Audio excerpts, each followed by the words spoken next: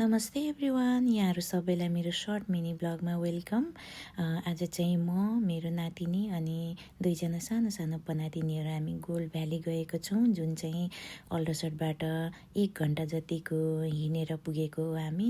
हेर्नुहोस् त कस्तो राम्रो छ, यहाँनिर पोन्ड छ ठुलो, अनि यहाँ चाहिँ फिसिङहरू पनि हुन्छ।